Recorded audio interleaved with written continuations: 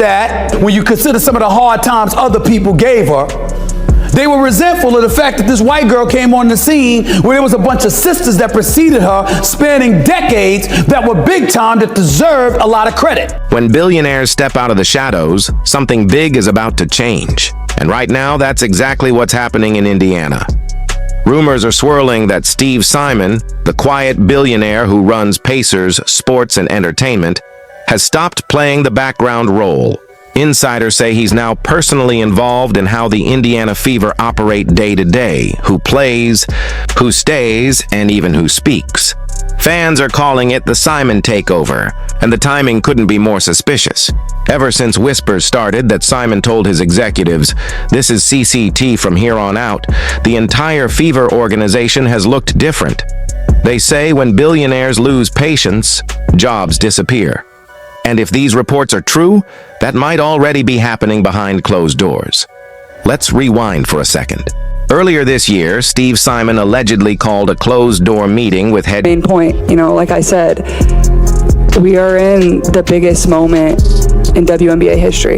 There's no denying that. Everybody knows that, and everybody that's in a place in power has a true responsibility, and even myself, we have a responsibility to make sure that this game is in a great place going forward with the CBA. The alleged message: "This is Caitlin Clark's team, effective immediately." That phrase, 3 simple letters, CCT, sent shockwaves through the Fever organization. Overnight, the tone shifted. Marketing campaigns suddenly centered around Clark. Practices reportedly refocused on her system, and people inside the building started saying, "The owner has spoken." At first, fans thought it was just social media hype, but as time passed, the changes became visible.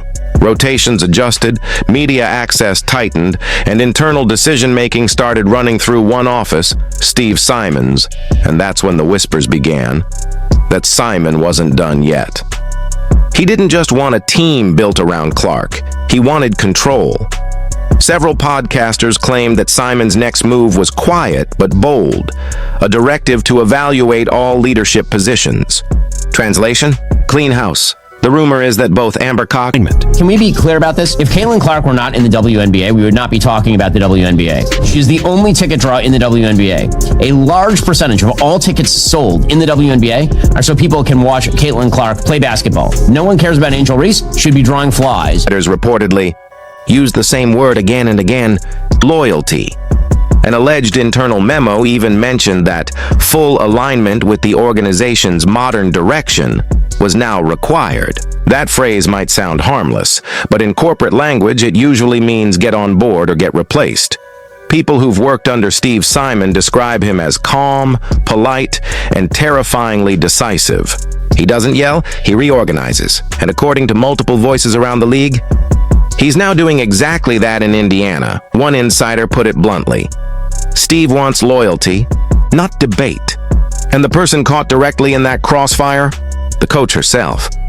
When Stephanie White returned to Indiana, many believed she was the perfect bridge between the old Fever culture and the new. Steph, when watching Caitlin, when she has a little bit of a mini slump for her with three-pointers, are there things you see or even talk to her about it, or you just sort of know she's going to shoot her way out of that? Well, I think she's going to find her way out of it. Now, we've got to get her easier ones, the ones where she's having to, dribble 5 or 6 times. But after the CCT meeting, her entire approach was suddenly under scrutiny. For months, White defended her motion offense, a system built on sharing the ball, spreading the floor, and avoiding isolation. But ownership reportedly wanted a different product, one that spotlighted Caitlin Clark's long-range fireworks and one-woman takeovers. And when those philosophies clashed, tension followed. During film sessions, insiders say Clark asked for more control, while White stuck to her playbook. Publicly, everything looked fine. Privately, the walls were closing in. Podcasters began suggesting that White's job might quietly be on the line. One even claimed that Steve Simon already knows who he wants next. For a coach who just brought the Fever back to playoff relevance, that's a harsh reality. But in Simon's world, popularity doesn't matter. Profit does. So, who could possibly replace Stephanie White if the rumors are true? Some fans have speculated that Simon might turn to someone with direct, ties to Iowa basketball, or a young assistant with experience designing systems around superstar guards. Obviously, kind of participated in team activities here for the first time. Just how is she progressing, and how is this a good step? Yeah, I mean, it was a good step because she got out there on the floor with us for the first time. Part of the, sort of return to activity thing. Believe he could bring back a former Fever assistant who already knows the organization but would fully buy into the Caitlin First vision. None of this is confirmed, of course, but the speculation alone has created a cloud over the locker room. Players reportedly feel the tension, not knowing whether their current coach will even finish the next season. What makes this story so fascinating is how methodical it all feels.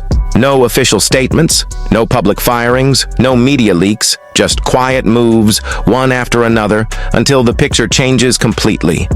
And every piece of this puzzle connects to one thing: money.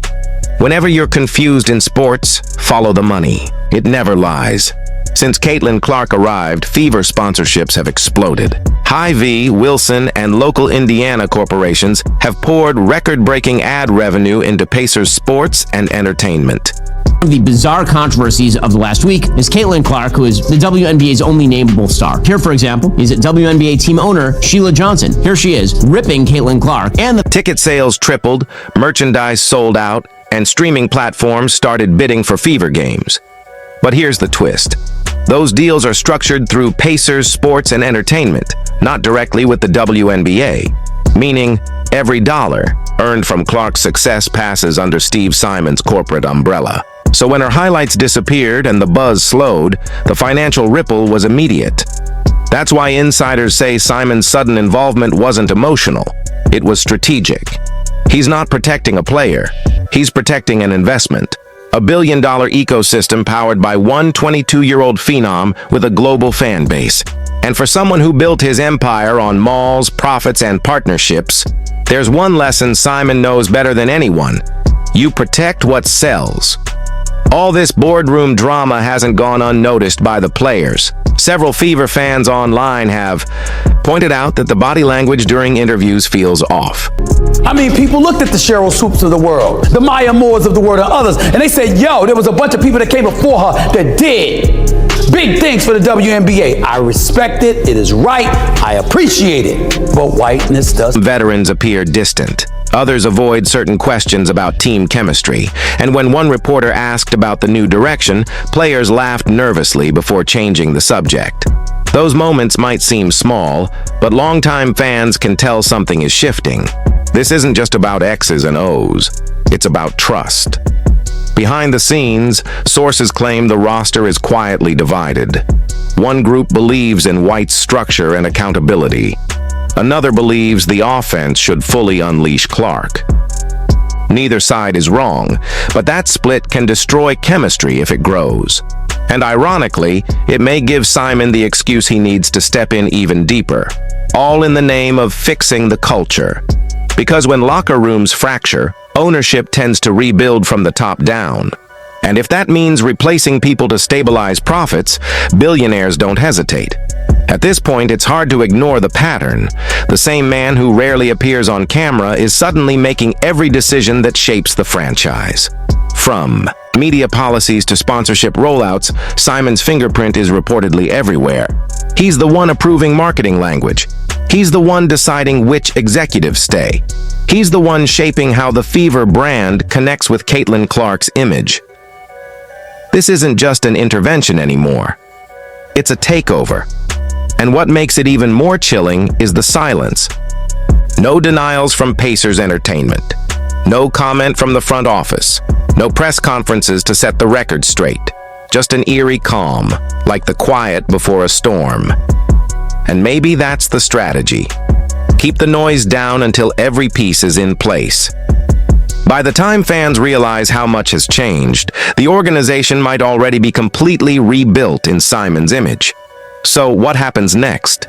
If these reports hold any truth, the Fever could be entering their most critical offseason in years.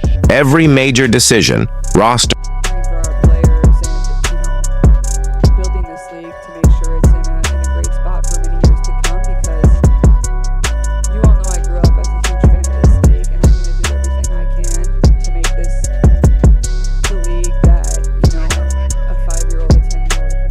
The old hierarchy is fading. A new power structure is forming. Stephanie White's seat, according to insiders, is officially warm. Amber Cox and Kelly Krauskopf are said to be under review, and every future move will be measured by one standard. Does it grow Caitlin Clark's brand? That kind of control can build an empire or burn it down. Because while Clark's global reach is unmatched, no player can carry both the on-court load and the political weight of an entire franchise. The risk here is subtle, but real. Too much focus on one superstar can fracture trust across the locker room and make long-term team building impossible. But Simon seems ready to gamble, and the fans, they're left to watch a high-stakes chess game play out. A game where every piece is valuable, but only one truly matters. The Fever of old were built on teamwork. The Fever of now might be built on one word: control. Maybe this was inevitable. When a generational athlete collides with generational wealth, sparks fly and power shifts. Steve Simon isn't just an owner anymore. He's a strategist guarding the most profitable name in women's basketball. Stephanie White isn't just a coach anymore. She's a test case in how much freedom a WNBA coach really has under billionaire oversight. And Caitlin Clark, she's both the prize and the pressure. Every ticket, every headline, every stat line now carries business weight. The Fever's next win or loss might not just affect playoff standings, it might affect boardroom decisions, sponsorship renewals, even careers. So, as Indiana heads into its next season, one question defines everything. Is this still a basketball team or a billion-dollar brand with a scoreboard attached? Because once money takes over, the game changes forever. And in this new era of the WNBA, one thing is clear. Steve Simon isn't just running the Fever. He's running the story. You know what's crazy? No matter how many boardroom meetings they have or how many strategic alignments they announce, the fans always see through it. They notice when the energy shifts. They notice when players stop smiling. And they definitely notice when billionaires start running basketball like a business deal. That's what makes this story so wild. Because the people watching at home are part of it now. You guys caught every detail, every awkward press conference, every icy post-game handshake, every cryptic post that just didn't feel right. The Fever might try to keep things quiet, but the internet never stays quiet for long. And if you've been following everything happening with the Fever, Caitlin Clark, and this whole Steve Simon situation, smash that like button, drop your thoughts in the comments. I read every one of them, and make sure you're subscribed so you don't miss the next chapter. Because if this story keeps unfolding the way it has been, the next few weeks in Indiana could be the most dramatic we've ever seen.